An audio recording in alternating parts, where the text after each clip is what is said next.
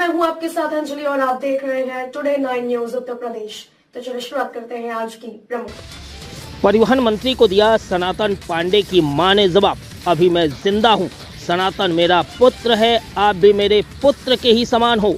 लोकसभा 72 बलिया से गठबंधन प्रत्याशी सनातन पांडे का विरोध करते करते सनातन पांडे की मां को स्वर्गीय बताने वाले परिवहन मंत्री दयाशंकर सिंह को जवाब देने स्वयं सनातन पांडे की मां मीडिया के सामने आकर बोली, मैं सनातन की मां हूं और जिंदा हूं, वो भी मेरे बेटे हैं और सनातन भी मेरा बेटा है, मेरा आशीर्वाद दोनों को है। सपा प्रत्याशी सनातन पांडे पर तंज कसने वाले परिवहन मंत्री दयाशंकर सिंह पर पलटवार करते हुए सपा जिला प्रवक्ता सुशील पांडे ने चुनाव आयोग से मांग किया है कि उनके ऊपर ऐसे बयान के लिए एफआईआर दर्ज होना चाहिए।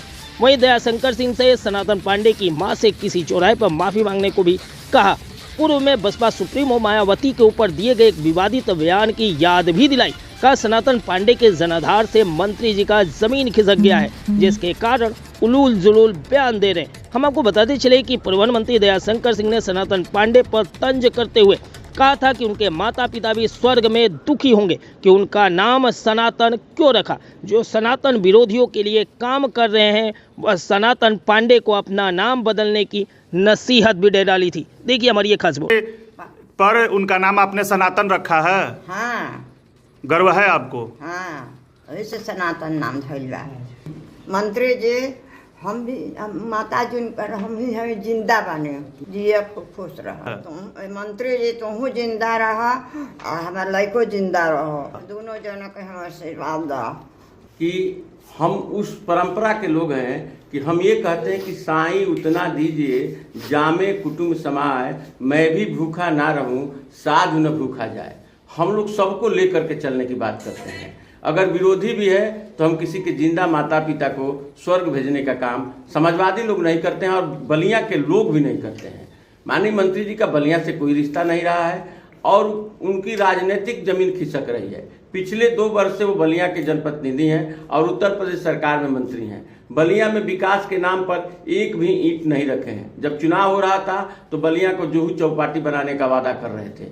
आज वह वादा बिल्कुल तार तार हो गया है। मैं तो ये कहूँगा कि अभी तो ये शुरुआत है, अभी आगे भी इस तरह का बयान आएगा। और माननीय मंत्री जी का यह शुरुआत नहीं है। माननीय मंत्री जी आपको याद होगा इसके पहले भी एक बार इसी बलिया में आकर के सुश्री बहन मायावती जी के बारे में गलत बयान दिए थे, जिसके कारण उनके ऊपर प्राथमिकी दर्ज हुई थी। बहुत दिनों तक ये फरार थे।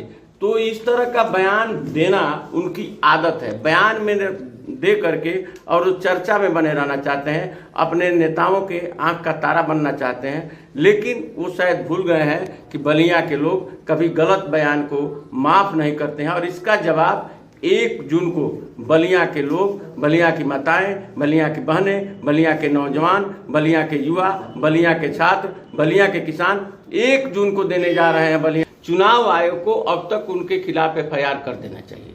जब सबको जानकारी हो गई कि सनातन पांडे जी की माता जी जिंदा हैं तो उनके ऊपर एफआईआर होना चाहिए। लेकिन हम जानते हैं कि उनके ऊपर एफआईआर नहीं होगा।